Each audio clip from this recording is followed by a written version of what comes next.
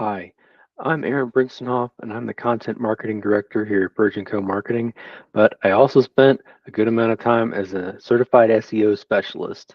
So I know my way around the SEO as well.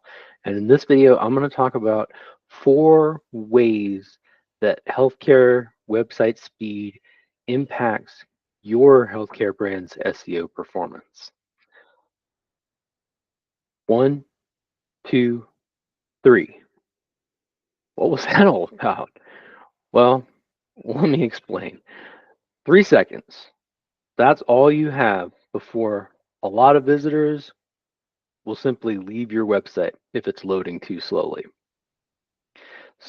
Now, there's a couple of different realms of research on this. One of them is that according to Google, 53% of mobile site visitors will leave your website after 3 seconds if it hasn't loaded.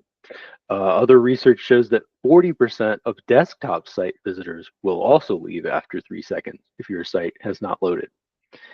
Now, that doesn't seem like a problem, and it's not for most people as far as their desktop websites, because the average website uh, that is used on desktop comes up in about 2.5 seconds. So most websites are pretty good in that realm. What can be a bigger problem, though, is on the mobile side of things, where the average website for mobile loads in about 8.6 seconds. So we're going to take a look at some ways that 4 ways that you can help um, your site speed in a little bit. But first, we want to talk a little bit about some of the ways that your site's speed can affect your search engine optimization, or SEO. So let's start with this one. So the first way that your site's speed can affect your search engine optimization, or SEO, is it can drastically lower the ranking of your site in search results. Why?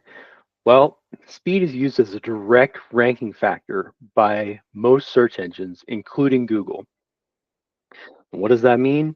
It means that when they look at your site, if it's loading slowly versus another site that has similar information, they're going to rank your site lower than that other site, and as well as all the pages on your site. All right. Well, that doesn't sound good, does it? All right. So the second way that site speed affects your SEO is that it affects your website's credibility. So there's a definite connection between the time it takes for your website to load and the trust that you build with the users and visitors who are coming to your site. So when you have a slow loading website, that can significantly decrease the amount of trust that people build with your business, because your site can be perceived as unreliable, unprofessional, or poorly managed. While if you have a fast loading website, that builds confidence, trust, and positive impressions, which lead to increased trust for your healthcare brand. So, takeaway, as far as brand reputation goes, slow site load time equals less trust and a more negative view of your brand. A fast site load time equals more trust and a positive view of your healthcare brand. All right, the third piece that we're going to take a look at on how your site speed affects your SEO is we're going to take a look at bounce rate. So bounce rate is the percentage of visitors to a particular website who navigate away from the site after only looking at one page. Okay, it's it's also one user experience metric that is used by search engines to gauge a site's SEO. And now bounce rate is important because it acts as a key indicator of how well your website is engaging the people who are coming to your site. Reveals whether users are finding your content relevant, whether that content is valuable enough for them to explore further into your website. And on the SEO front, a high bounce rate can be interpreted as a negative signal by search engines, which is going to potentially affect your website's ranking when it's listed in search results. Now, How does speed influence bounce rate? Well, fast websites tend to keep people engaged and slow ones don't. As a result, fast websites tend to have lower bounce rates, while slow websites tend to have higher bounce rates.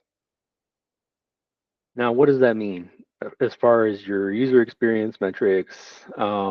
That means that a high bounce rate suggests that users are leaving quickly without navigating to other pages on your site, which may indicate that you have an issue with your content, with the user experience on your site, or with the design of some of the pages on your site. All of those are problematic when it comes to user experience. You want all of those to be good so that people will have a good experience, and that will, you know, be helpful. All right, let's take a look at the fourth way that site speed can impact your search engine optimization. All right, let's talk about conversions.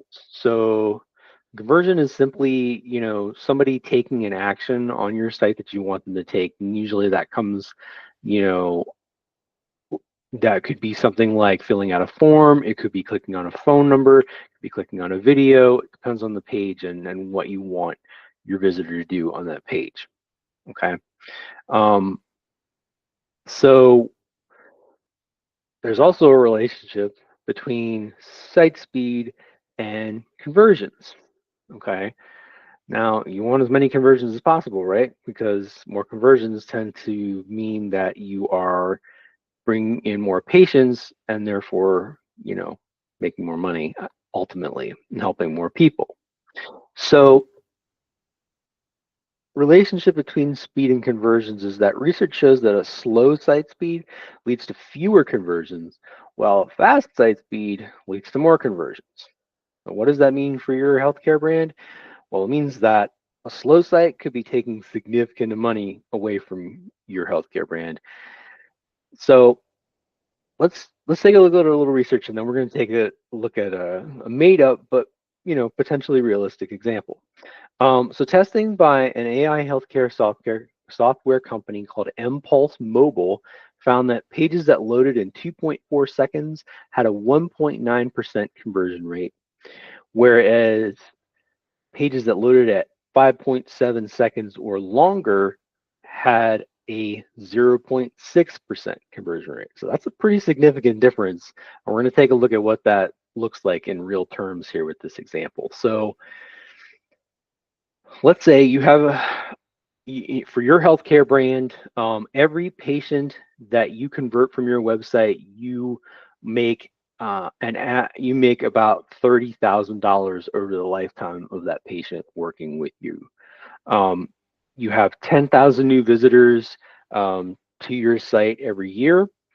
Now, we're going to use that information and we're going to do this real world example here. So with those numbers, you would look at it and say, okay, if your site speed is 2.4 seconds, based on the numbers that we just mentioned from the Impulse Mobile, then that means that you would have a conversion rate of about 1.9%, which would equate to about 190 patients per year who are converting from your website.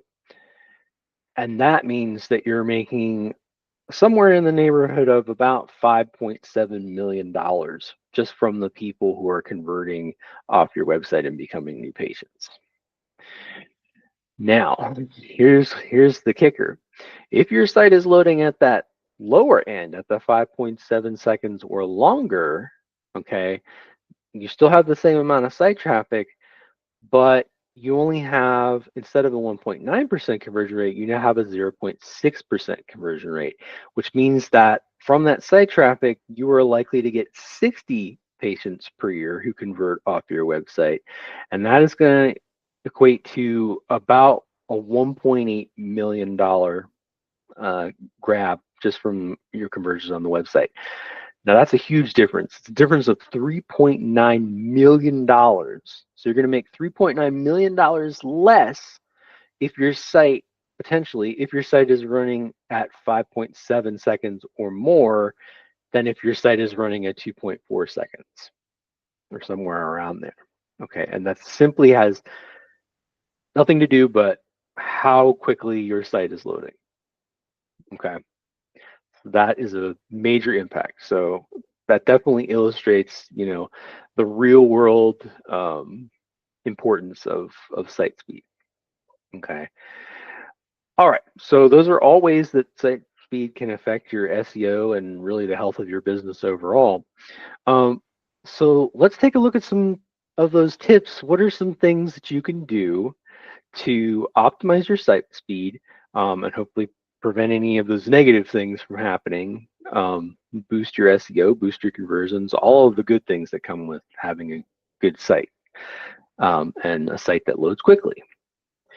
All right, so the first thing that you can do to optimize your site speed, is to optimize your image sizes and formats. So from the size perspective, that means don't use images that are bigger than they actually need to be.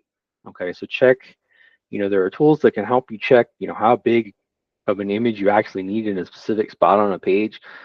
Don't choose an image that's bigger than that. Okay. As far as formatting goes, some of the formats you want to think about, when you're trying to choose images for a site page. So if you have photographs that have a lot of different color variations, you would want to go with a JPEG file. If you are using graphics that have a lot of solid colors or transparent backgrounds of some kind, it's better to go with a PNG file. Whereas if you're considering something that is considered the most efficient image format, that offers excellent compression capability along with minimal quality loss, you're probably going to want to go with an image that is in a WebP format. Okay, so those are just some things to consider. You can definitely dig into more on those on your own, but the takeaway: choose the best format for the type of image you're using. Choose the exact size that you need based on the size that you need for that specific place on the page, and you will be going a long way towards optimizing your images and reducing your load time for those images.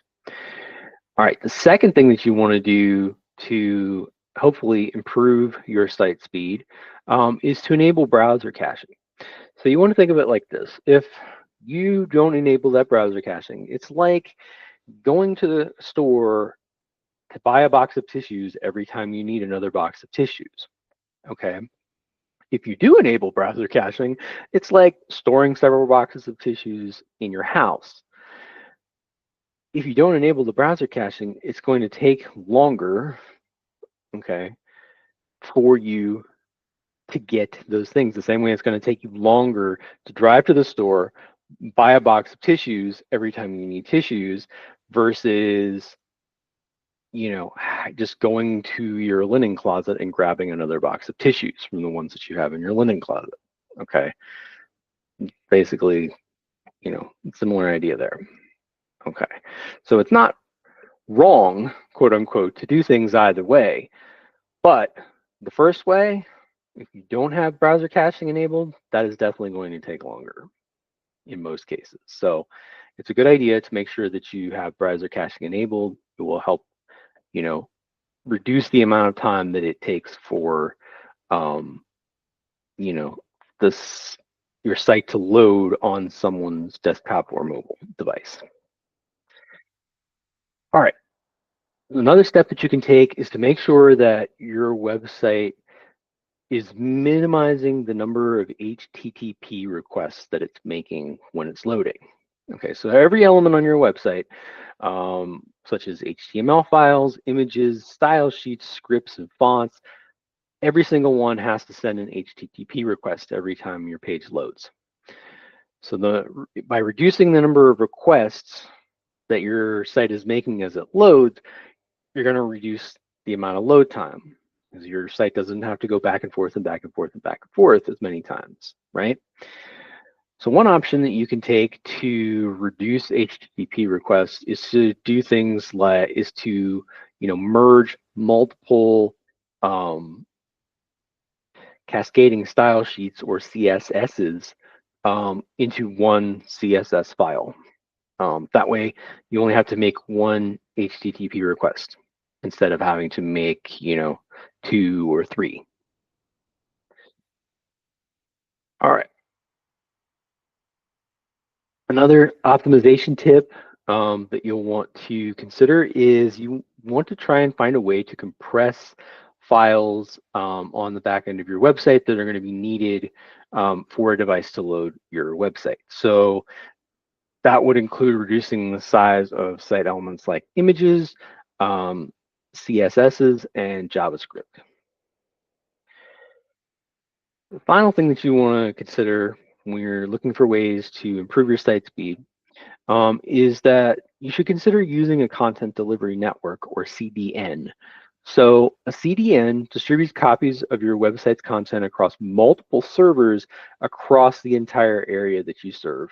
Usually it's nationally. There's some of them that do it, internationally over multiple countries. It just, depends on what you need for your business or your healthcare brand. So what's nice about that is when someone goes on your website, that CDN loads the content that has been previously loaded to those multiple servers. It loads the content for your site from the closest server to that user, and that helps reduce the load time for your website.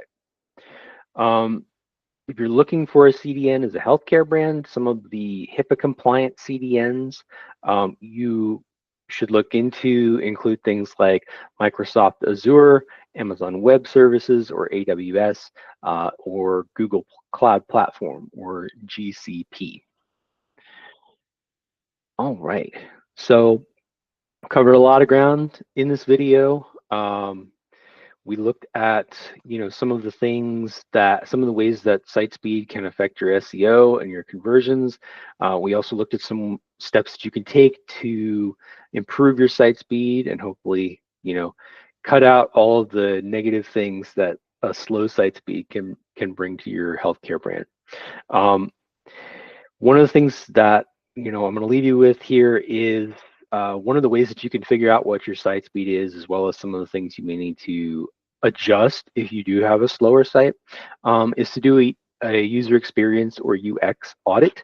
And that is something that Virgin Co, we do that all the time for our clients. So if that's something that you're interested in, or you're interested in learning more about SEO and how it relates to various different aspects of your website, please reach out to us. We'd be more than happy to help you out. Thank you so much for watching today.